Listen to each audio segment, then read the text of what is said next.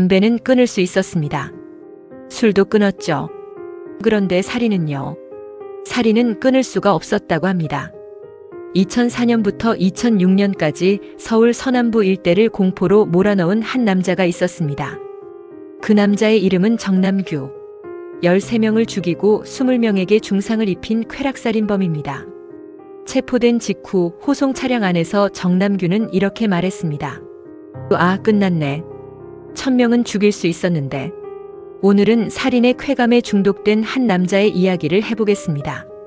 정남규는 1969년 전라북도 장수군에서 태어났습니다.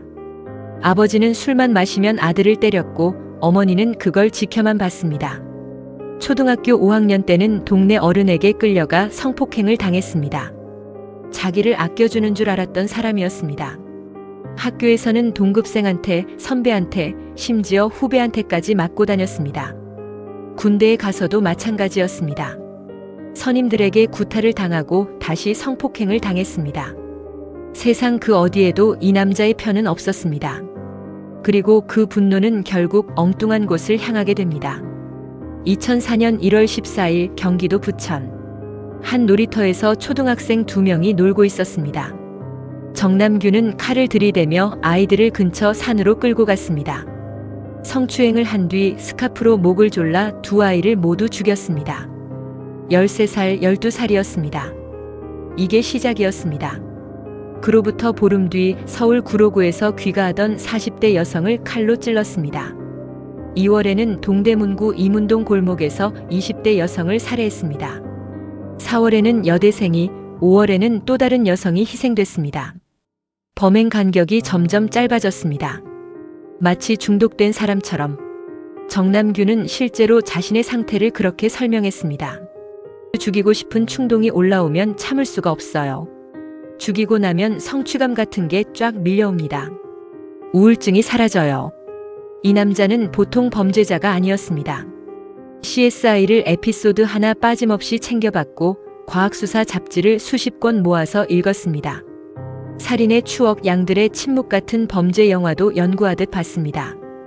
운동화 밑창을 잘라서 발자국이 남지 않게 했고 마스크와 장갑을 착용하고 범행했습니다.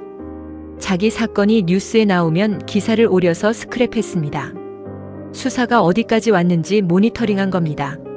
살인을 더 오래 즐기기 위해 체력 관리도 했습니다. 이틀에 한 번 10km를 뛰었고 술과 담배를 끊었습니다. 살인을 즐기려면 건강해야 합니다. 2005년이 되자 경찰이 칼을 쓰는 연쇄범을 찾기 시작했습니다. 그러자 정남규는 수법을 바꿨습니다. 칼 대신 쇠파이프와 둔기를 들었고 새벽에 남의 집에 침입하기 시작했습니다. CCTV 없는 저소득층 동네만 골랐습니다. 부유한 동네는 피했습니다. 자기가 사는 인천 근처도 절대 가지 않았습니다. 2005년 10월 서울 관악구 봉천동. 정남규는 새벽 5시에 반지하 주택에 침입했습니다.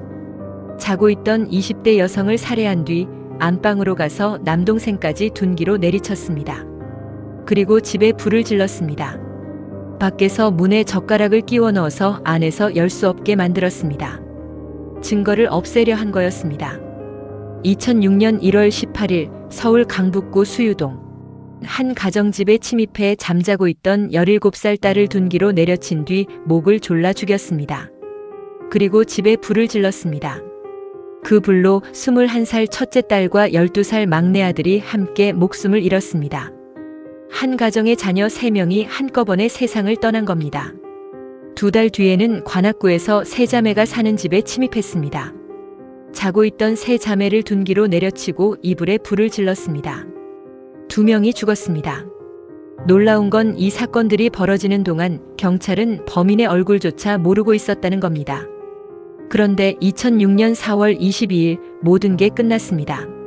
새벽 4시 40분 영등포구 신길동의 반지하 집에 침입한 정남규는 잠자고 있던 20대 남성을 2kg가 넘는 파이프 렌치로 내려쳤습니다. 그런데 이번에는 달랐습니다. 피해자가 강하게 저항한 겁니다.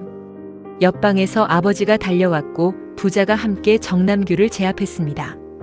그렇게 2년 3개월간의 악몽이 끝났습니다. 처음에 경찰은 이걸 단순 강도 사건으로 봤습니다.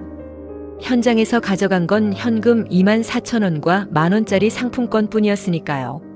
하지만 파이프 렌치에 말라붙어 있던 혈흔이 결정적 단서가 됐습니다. 그리고 프로파일러 권일용이 정남규를 만났습니다. 권일용은 수년간 서남부 연쇄살인범을 추적하며 범인의 심리 프로필을 만들어 왔습니다. 경찰서에서 정남규의 얼굴을 보는 순간 직감이 왔다고 합니다. 이 사람이 맞다는 걸. 권일용은 정남규의 어린 시절 상처를 건드렸습니다. 교도소 수감 생활의 고통에 대해 이야기하자 한참을 침묵하던 정남규가 입을 열었습니다. 모든 범행을 자백하기 시작한 겁니다.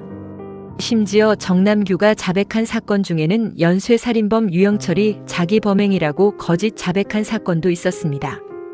2004년 이문동에서 벌어진 살인이었는데 유영철이 검거됐을 때 자기가 했다고 해서 유영철의 범행으로 처리됐던 겁니다. 정남규는 이 사실에 분노했습니다. 내가 한 건데 왜 저놈이 나서서 했다고 하는 거야?